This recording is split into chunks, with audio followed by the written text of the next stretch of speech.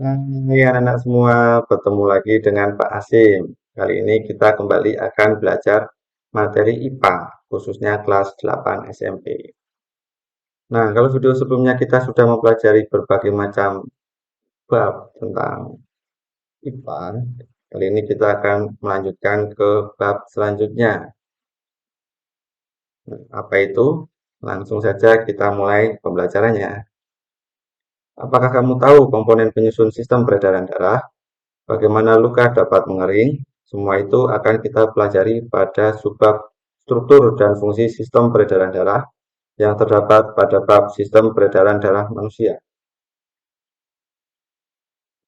Perhatikan gambar di samping. Darah pada tubuh manusia berfungsi untuk mengangkut nutrisi, oksigen, hormon, dan senyawa kimia lain ke seluruh tubuh.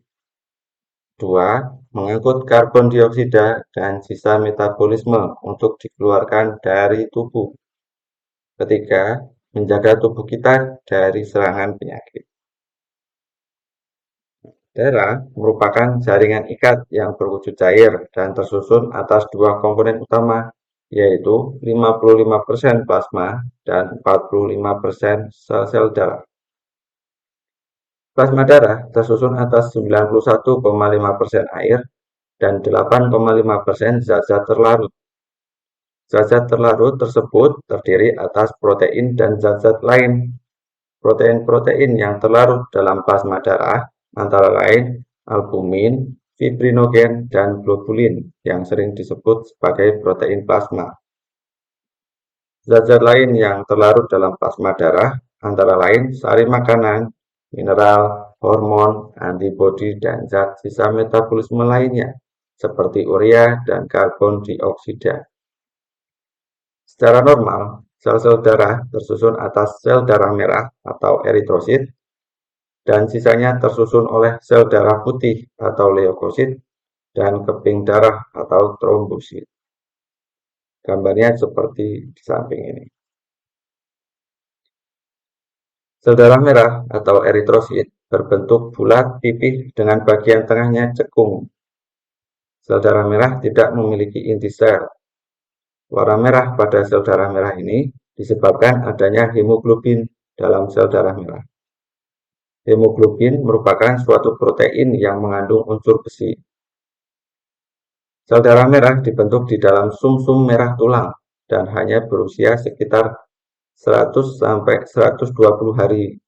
Namun, selama dalam kandungan, sel darah merah dibentuk dalam hati dan limfa. Di dalam hati, hemoglobin dirombak, kemudian dijadikan bilirubin atau pigmen empedu yang sebelumnya sudah kita pelajari di video-video sebelumnya. Sel darah putih atau leukosit memiliki bentuk yang tidak tetap dan memiliki inti.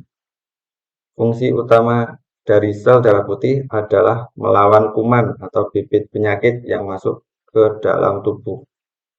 Jika penurunan jumlah leukosit atau kurang dari normal disebut sebagai kondisi leukopenia. Jika peningkatan jumlah leukosit atau melebihi normal disebut leukositosis. Berdasarkan ada dan tidaknya butir-butir kasar dalam sitoplasma leukosit, leukosit dapat dibedakan menjadi dua, yaitu granulosit dan agranulosit. Leukosit jenis granulosit terdiri atas eosinofil, basofil, dan neutrofil. Sedangkan leukosit jenis agranulosit terdiri atas limfosit dan monosit. Gambarnya seperti di samping ini. Ada yang granulanya merah, biru maupun ungu. Dan memiliki karakteristik yang berbeda. Mulai dari berfungsi untuk reaksi alergi, ada yang berfungsi sebagai fagosit atau penyerang patogen. Sedangkan gambar selanjutnya, ini gambar agranulosit terdiri dari dua bentuk, yaitu limfosit dan monosit. Karakteristiknya juga berbeda, fungsinya juga berbeda. Limfosit berfungsi untuk imunitas, sedangkan monosit berfungsi untuk kekebalan tubuh. Dan yang ketiga adalah keping darah.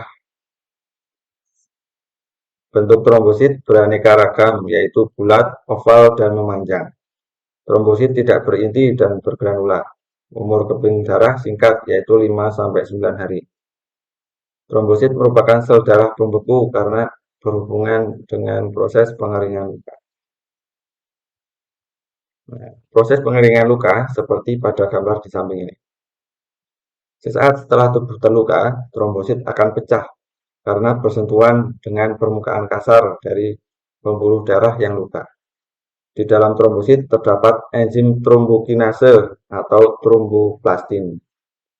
Enzim tromboplastin akan mengubah protrombin atau calon trombin menjadi trombin karena pengaruh ion kalsium atau vitamin K dalam darah.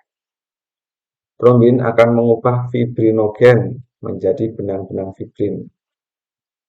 Benang-benang fibrin ini akan menjaring sel-sel darah sehingga luka tertutup dan darah tidak menetes lagi.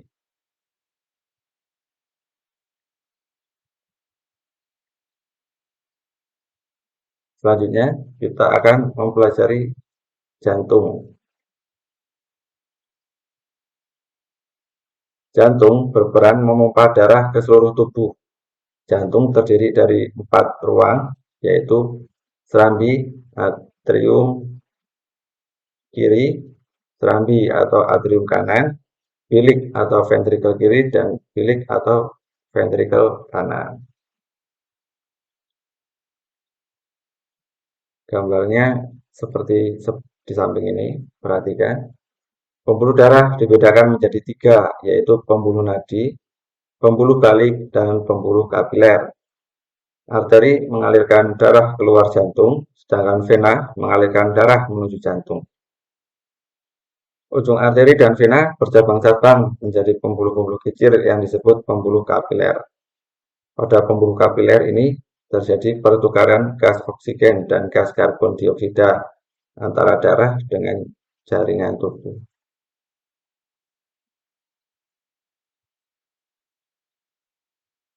Tabel di samping ini menerangkan bedanya arteri dan vena. Untuk tempatnya, arteri agak tersembunyi di dalam tubuh, sedangkan vena dekat dengan permukaan tubuh, tampak kebiru-biruan. Untuk dinding pembuluh arteri tebal, kuat, dan elastis, sedangkan dinding pembuluh vena tipis dan tidak elastis. Dari aliran darahnya, arteri akan meninggalkan jantung, sedangkan vena menuju ke jantung. Denyut arteri terasa, sedangkan denyut vena tidak terasa. Katup arteri ada 1 pada pangkal jantung, sedangkan katup vena banyak di sepanjang pembuluh. Darah yang keluar dari arteri, darahnya memancar, sedangkan vena, darah yang keluar tidak memancar. Untuk peredaran darah pada manusia termasuk peredaran darah tertutup, karena peredaran di dalam pembuluh darah. Tiap beredar, darah melewati jantung 2 kali sehingga disebut peredaran darah ganda. Pada peredaran darah tersebut dikenal dengan darah kecil dan peredaran darah besar. Peredaran darah kecil merupakan peredaran darah yang dimulai dari jantung menuju ke paru-paru, kemudian kembali lagi ke jantung. Peredaran darah besar merupakan peredaran darah yang dimulai dari jantung menuju ke seluruh tubuh, kemudian kembali lagi ke jantung.